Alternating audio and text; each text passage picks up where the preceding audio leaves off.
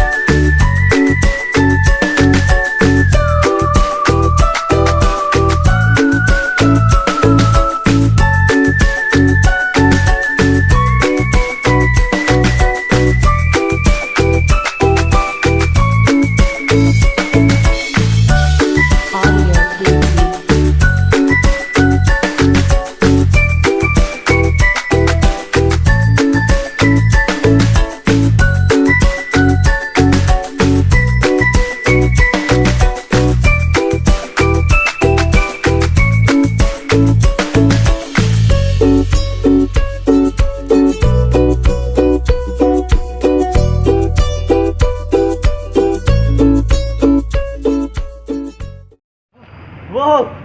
Where are we? What's this place? Look, man. Our rules have changed. Oh yeah. I think we traveled back in time. Oh, that's great. Let's start our travel. Come on, let's go! Come on.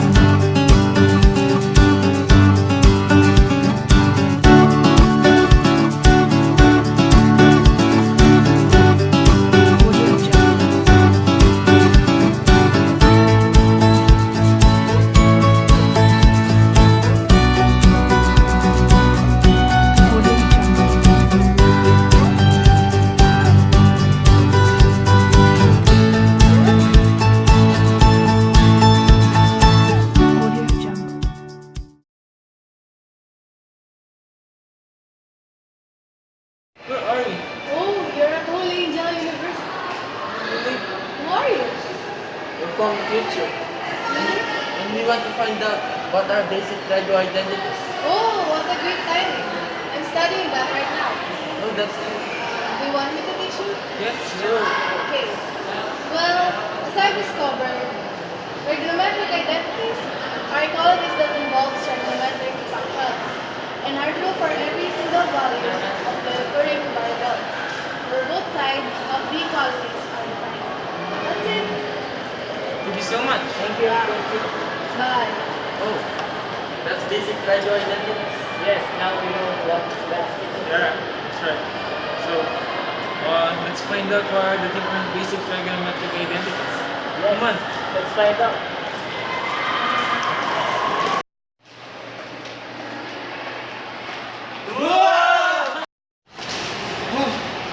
Where are we? What time is this? I don't know. Oh, look at the view. Where's this?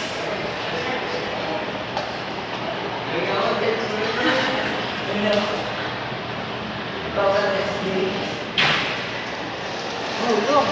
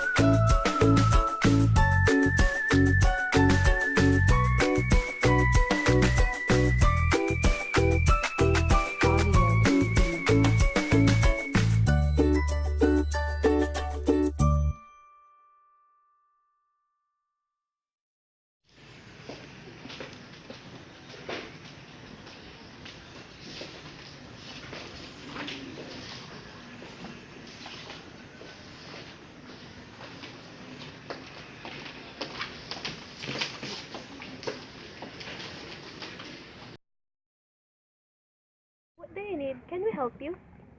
We are from the future, and we want to know the basic trigonometric identities. I think we can help you with that. Really? Yeah. Thank you so much. First, there are three fundamental identities. There are the reciprocal, quotient, ratio, and Pythagorean. Here are the reciprocal identities. Cosecant theta is equal to 1 over sine theta. Secant theta is equal to 1 over cotangent theta. Cotangent theta is equal to 1 over tangent theta. That's reciprocal. Yes. And the quotient identities are tangent theta is equal to sine over cosine theta. Cotangent theta is equal to cosine over sine theta.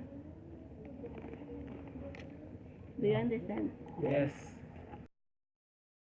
Or the Pythagorean identities. Sine squared theta plus cosine squared theta is equal to 1.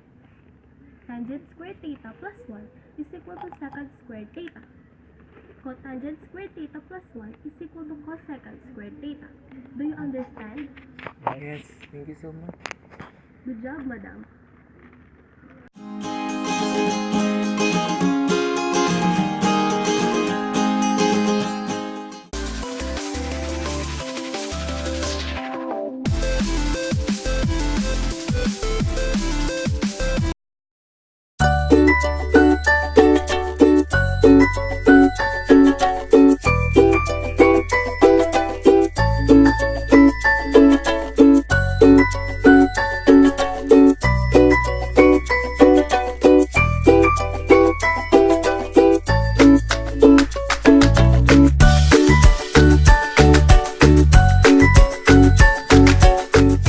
Hi, ma'am.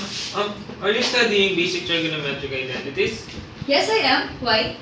Can you help us? Sure, no problem. Let's start. Sit down.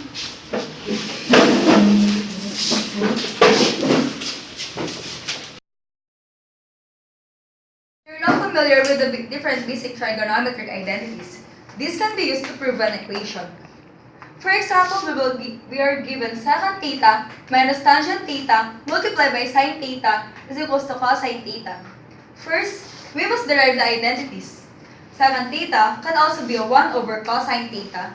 Copy the operation minus. Tangent theta can also be sine theta over cosine theta. Copy sine theta is equals to cosine theta. Second, combine two identities with the same denominator. So as you can see, cosine theta is, we will copy the cosine theta here. So cosine theta divided by cosine theta is equals to 1 times 1. We will come up with the answer 1. Copy the operation minus. Cosine theta divided by cosine theta is equals to 1 times sine theta is equals to sine theta. So the answer would be 1 minus sine theta over cosine theta. Copy the sine theta into operation multiplication is equals to cosine theta. Third, we must multiply sine theta to sine theta.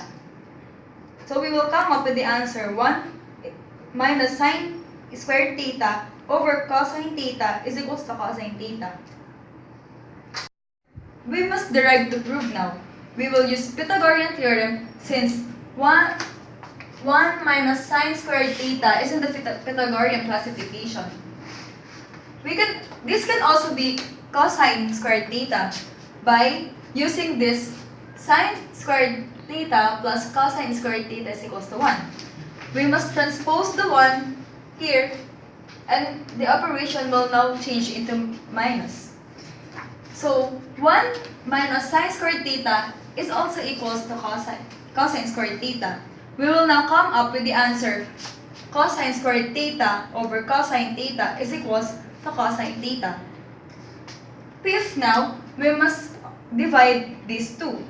So cosine squared theta divided by cosine theta will be the answer cosine theta. And cosine theta is equals to cosine theta. So now this problem is now proven.